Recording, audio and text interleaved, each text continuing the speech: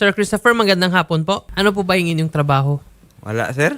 Nag-ano lang ako, yung may kapatid ako nasa abroad. Yung anak niya, ako magsundo sa eskwela. Araw pati hapon. Saan ito sir nakilala? Yung vlogger or yung staff ng Sa vlogger? cellphone, sir, kasi may ano man kami doon, wifi, kasi open man yung mga Okay. data doon. Maghintay kami ng tawag ngayon. Ano po ba sir yung pina-follow mong vlogger? Sino to? Si Christian Mergray. Yan yung pangalan ng vlogger na pina-follow mo. Opo. Tapos, sino Yan, po yung yung... babae, yung nagtawag sa akin niya ng asawa niya yan daw.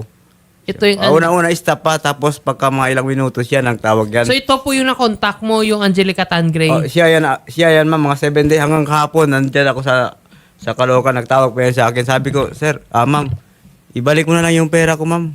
Para, sabi niya, mag-cash out ka na muna ng 1.5 para makakuha mo yung pera ko. Sabi ko, wala lang kahit piso, ma'am. Hindi niya alam, kaya dito ako ngayon nagpunta. Itong vlogger sabi nyo namimigay ng pera. Ano bigay, sir? Bakit ka naman, sir, nagbigay ng 40,000? Ang ganda ng kausap namin, sir, kasi pag sabi, magtawag man niya siya, sir, magtawag ba? Oo. Na, yung may araw din yun, mga January 7, tinawagan niyo po ako. Sabi niya, ikaw ba si Christopher? Nung tumawag sa'yo ba, sir, video call ba to? Video call. Nakikita mo yung tsura? Hindi nakikita, boses lang. Nakita mo yung mukha? Hindi, Black lang? black lang. Pero ikaw, naka-on video mo? Naka-video ako isang araw. Bali din mga 5 araw, naka-full video ako sa kanya. Okay. So, prinumisahan ka nga pag magbigay ka ng 40,000, may kapalit kang 200,000. Hindi pa yun. Una kasi sabi niya, sir, sabi pa ni Christian Gray, yung na ngayon na araw, ikaw ang natawagan, ikaw ang mabibigyan ng 50,000. Kasi magbibigay man yan si Boss Christian ng ganyan. Saan mo pinapadala yung pera ba, sir? GCash? Sa GCash, yung number, may number dyan na Ella de Sales. Bali, 20,000 yan dyan. Yung sa Jessie May, bali 13,000. So, bali, kung isend mo sa GCash, hindi lumalabas Angelica Tangray. Ibang pangalan. Ella de Sales. Ella de Sales. Opo. Tapos yung isa? Jessie May Gomez. Para sa MU year na yun. Para makakuha ko na yung control number ko daw. Okay. Sige, tago mo to, sir, no? Kasi makatulong to, pwede matrace kung sino talaga yung mga tunay na scammer, no? Kasi sa kanila pumasok yung pera, eh. Kasi ito yung phone number ginamit, opo, ma'am. ba GCash? So lahat, yung 40,000, sir, lahat ka nabigay mo through GCash. Through GCash. Okay. Tapos yung 5,005 sa GCash ko, pinalaga niya. Tapos minimize call, pagtingin ko wala na yung pera ko din. Minimize call, tinuro pa niya kung saan ako magpunta, ganyan. Sa GCash? Sa GCash ko. So basically, sir, hinaki din yung cellphone mo. Kasi, binigay mo ba yung OTP sa kanya, mga ganyan? Para nga yung isang araw yung nahulog yung pera, naubos yung lahat ang pera ko, pinadala yung kapatid ko para pamasahe, para pagkain ko. Okay, so basically, sir, na isahan ka niya.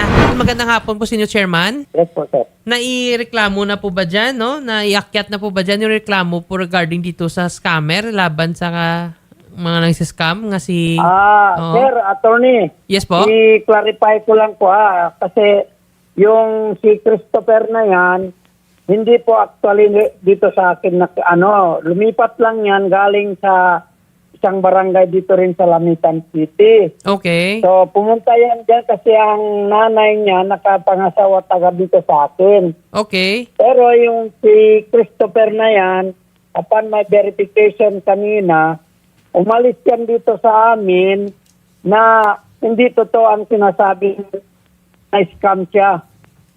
Ano po yung... Naisanla niya yung lupa. Hindi po sa kanyang lupa. Hinira niya yung titulo, siya po ang nagsanla niyan. Sa nanay ko yun. Kasi po ng mga CBO at saka mga bipat po, yan po ay gumagamit po. Actually, sir, papunta ko ngayon kung saan siya nakatira sa barangay ko. I-interview ko lahat yung mga... ito mga mas maganda yung punta yung nanay ko doon. Para malaman nila yung nanay ko. Sabi sa akin ng mga konsyal ko, ng mga bipat ko. Pero actually, after mga 20 to 30 minutes, malalaman natin ang totoo. Sa nanay po ba niya, sir, Yes, yung po. lupa? Hindi po sa kanya? Hindi po. Kanino Sabi yung lupa, niya, sir? Stepmother niya siguro. Sabi niya, discount siya ng 200,000+. Walang pera yaman, parehas kami, walang pera. Paano siya may scam ng 200,000? Saan mo pa kinuha yung 40,000? Diyan sa sinana ko sa nanay lupa ko sa Okay. ma'am. Ito po sir masabi ko, no? Hindi niya Hindi mo nilalang. pwede masangla sir yung lupa sir ni nanay nyo. In the first place, hindi po kayo ng kapangalan yon. No, para mabigay ko yung pera lang yun. Iko-confirm po namin muna. Ito po ba sir kapatid. yung sabi mong, di ba may mga screenshot ka nag-Gcash. Ikaw ba talaga nagpadala ito or iba tong tao? Ako yan ang padala lahat, sir. Sige po sir, ganito po. No, laban po sa scammer, okay, pwede po natin makasuhan yan. Ilapit po natin yan sa mga ang NBI para po makasuhan itong scammer kasi through online. So dito lang po kami sir mag-focus nga ito nga gin-scam ka kung ikaw nga talaga to sir ha. Opo. Ikaw yung kausap Ako nito. yan ang kausap. Ikaw din yung nagbigay ng Opo, ako talaga yan. pera. Opo. Pero hindi namin alam sir kung saan mo ito nakuha yung pera kasi, sabi mo nga wala dahil kang gusto trabaho. tawagan yung asawa ko, sir. Ha? Naka-online yung asawa ko ngayon. Diba? Hindi. So hintayin lang po namin sir yung official po na report po no sa Kasi sila hindi man sila alam. sa mga barangay Yung sa mga mga kapulisan. barangay doon. Once na confirm sir nga ikaw nga talaga to, ikaw na scam to, and willing naman mo kami sir nga tulungan ka at saka ilapit yan sa NBI para po ma-filean po ng kaso yung nag-scam sa inyo. Magandang hapon po sa inyo, Police Wallen. Good afternoon po and good afternoon din sa lahat ng nakikinig Yes, ma'am. at Good nanonood afternoon. sa programa niyo. Ma'am, manghingin lang po kami ma'am ng tulong, no? Ang siguro ma'am puntayin na lang po namin ma'am yung complainant niya ma'am sa inyong tanggapan para po ma-detail ma'am yung mga nangyari po kung paano po siya na-scam.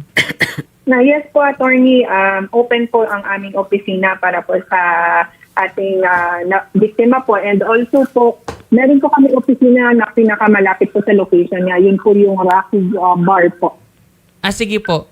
Sige po, thank you for that, Ma'am Wale, no? Police Lieutenant Wale, no? Ang sa inyo pong may tulong po para po labanan natin po yung mga nagsascam. Sa ngalan po ng aming Director Police, Brigadier General Wilson C. Esqueta po, lagi kami nagpapasalamat sa Wanted sa radyo sa pagbigay ng chance sa amin na makapagbigay ng awareness sa mga kababayan natin. And paalala po lagi na PNP Anti-Cybercrime Group po sa mga kababayan po natin. Huwag po tayo basta-basta maniniwala sa mga online na nakikita po natin. Alalahanin natin na hindi po dyan lahat ay tama at totoo. Kung may tumatawag man po sa atin na nagpapakilala, kailangan po natin mag-verify at huwag po basta maniniwala doon. Huwag po tayong magbigay ng pera, personal at financial information po natin. At kung kayo man po ay nabiktima ng cybercrime po, huwag po kayo magdalawang isip na lumapit sa PNP Anti-Cybercrime Group para sa agarang action. Ayan po. Maraming salamat for that information, Police Lieutenant Wallen Arancilio. Researchers po ng Okay. RTIA na alam po ng nanay po ni Sir Christopher na sinanla po yung lupa. Okay, so nag-consent. Opo, may consent daw po. Mismong tayo na po yung nag-verify. Sir Nimar? Opo. Sir, confirm na po namin kayo po yung sinanglaan sir ng lupa, sir, no? Ni Sir Christopher de los Reyes. Opo. Magkano po sir yung nang binayad niyo, sir? First, nakuha po nila dito sa akin kasi bale, 3 kuha po sila, sir. Magkano, sir? First 75, then 5, tapos then 10. So, magkano total, sir? Bale, 90,000 po. Mga 90. Okay. Sige, sir. Opo. Thank you for the confirmation. At least, sir, confirm lang. So, okay na po kay mami nyo. Opo. Okay. Sige po, sir. So, since na-confirm naman na ang consented naman to yung pagsangla ng lupa and binigay po sa yung pera, so, tutulungan lang po kayo namin, sir, nga lumapit po sa PNP, yung sa cybercrime, para po isampa po yung kaso laban po sa nag-scam po sa inyo. Ma'am, ang alam naman po ng family niyo at saka ni mami niyo yung regarding sa pagsangla ng lupa, no? Para okay. So, kasi na-scam po siya. So, ayan lang po ma'am, kino-confirm na po namin para po klaro tayo dito nga consented naman po yung pag-ano. Sige, thank you for that, Opo, Ma'am sir. Antonia. Maraming salamat din po, sir. Sige po. And ingat po kayo lagi Maraming dyan, ma'am, sa salamat. Saudi po. Okay, Sige po. God Thank bless you. you. God bless you, God bless ma'am. po.